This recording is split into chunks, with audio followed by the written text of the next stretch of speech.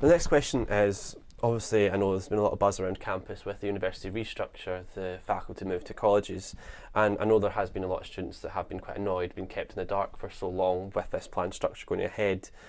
If this was to happen, what would your feelings be on student learning? How would you ensure that student learning is not affected by this change, Phil?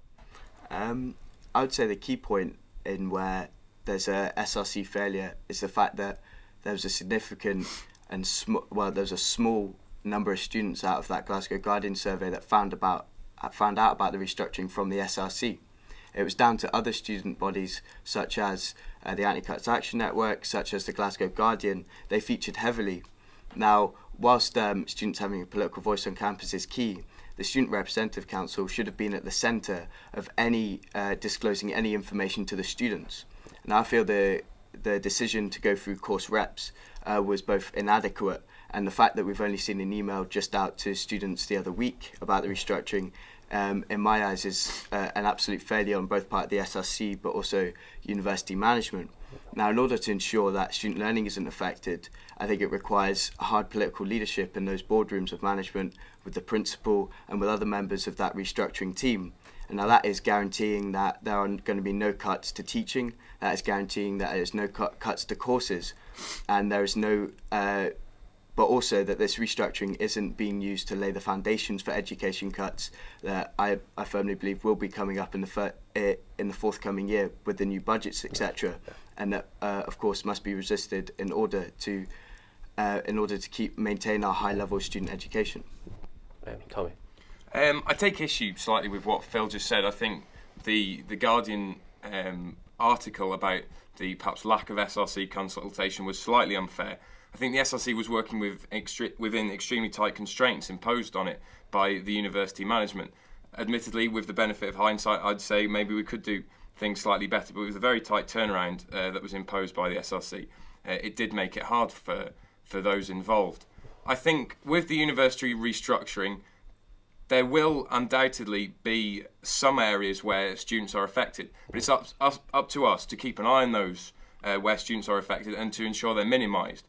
I think the way the restructuring has been done, it's much more about the administrative side of the university rather than the learning and teaching side. I think what we're going to see is a change in the way that students perhaps deal with staff about essay handing, about things like that. So we need to make sure that students are aware of the changes that are being made in that respect to make sure they're informed. I agree with Phil that the timescales that have been given to students, that the emails been sent out aren't adequate, and that more information does need to come out, and hopefully that will come with time. But I think this is partly to do with the tight timescale that the university are placing on restructuring, and also so that we have to work within. But yeah, sorry. Yeah, Sophie. I think it's important to concentrate on what's coming up. I think that obviously everyone has a different view about how students were consulted on the restructuring.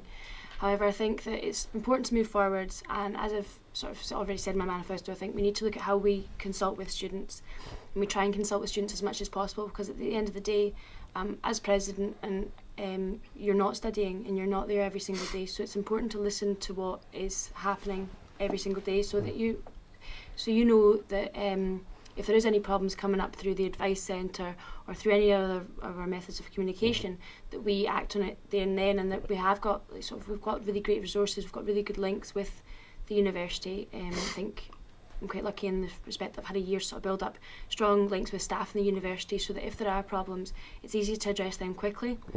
And also make sure, I think it's important to recognise that we have to look after the learning side of the university, but we also have to look after the support side of the university and the support that's being offered to students as well.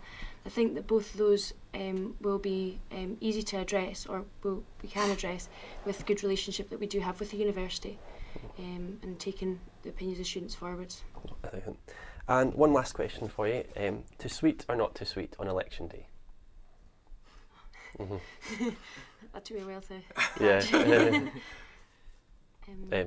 Just go for it, however. I like the idea of sweets. I think that they're great because it is a good way of keeping your campaign team going, keeping the morale up. Everyone's sort of full of sugar and very, very jumpy and friendly.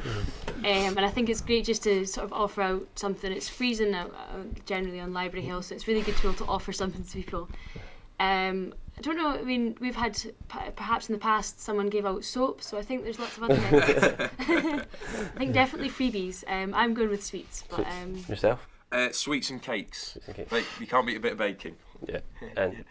And I mean, I think sweets and cakes are obviously a great way to get the buzz around campus, but obviously it's important that you talk to students about issues and that they feel that they're very much part of a wider process than simply putting their name to something, but rather that they have a faith in the SRC elections, and that the SRC elections move forward with a substantial amount of content as well as sugar. Oh, fantastic. Well, thanks and all the best for the 3rd and the 4th of March. Hope you all do well. Thank you.